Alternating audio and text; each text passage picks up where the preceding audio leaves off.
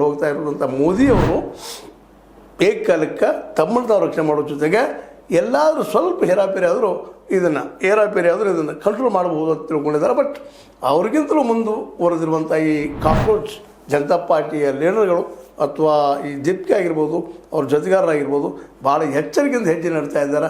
ಯಾಕಂದ್ರೆ ಎದುರಾಳಿಗಳು ಸಾಮಾನ್ಯರಲ್ಲ ಅಂತ ಅವ್ರಿಗೆ ಗೊತ್ತದ.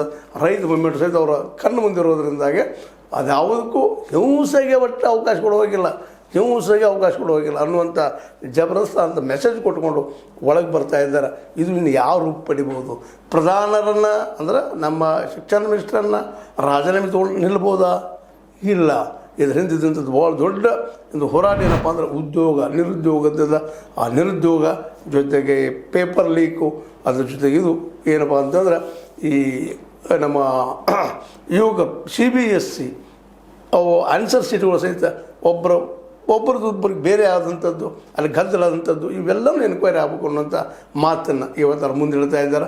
ಇವೆಲ್ಲ ಎನ್ಕ್ವೈರಿ ಸತ್ಯ ಹೊರಬಂದು ಇದರಿಂದ ಯಾರ್ಯಾರಿದ್ದಾರೆ ಅವರೆಲ್ಲರನ್ನು ಹೊರಗೆ ತೆಗೆಯುವಂಥ ಕೆಲಸ, ಜೊತೆಗೆ UPSCಯಿಂದ ನಡೀತಿರೋದು ಎಲ್ಲ ಎಕ್ಸಾಮ್ಗಳ ಏನಪ್ಪ ಅಂತಂದ್ರೆ ಪಾರದರ್ಶಕವಾಗಿ ನಡೆಯುವಂಥದ್ದು ಮತ್ತು ಅಲ್ಲಿ ಗದ್ದಲ ಹಾಕಿಕೊಡೋದು ಅಂತ ಘಟನೆಯಲ್ಲಿ ಇವೆಲ್ಲ ಬೆಳಕಿಟ್ಟಿದ್ದಾರೆ.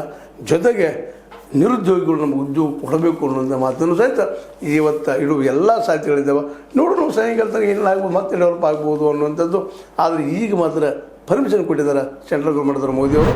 ಜಾಣ ಹೆಜ್ಜೆ, ಅದಕ್ಕಿಂತ ಜಾಣ ಹೆಜ್ಜೆ ಜಿಪ್ಕಿ ಮತ್ತು ಅವ್ರ ಜೊತೆಗಾರರು ಸಹಿತ ಇದನ್ನು ಯಾವುದೇ ಕಾರಣ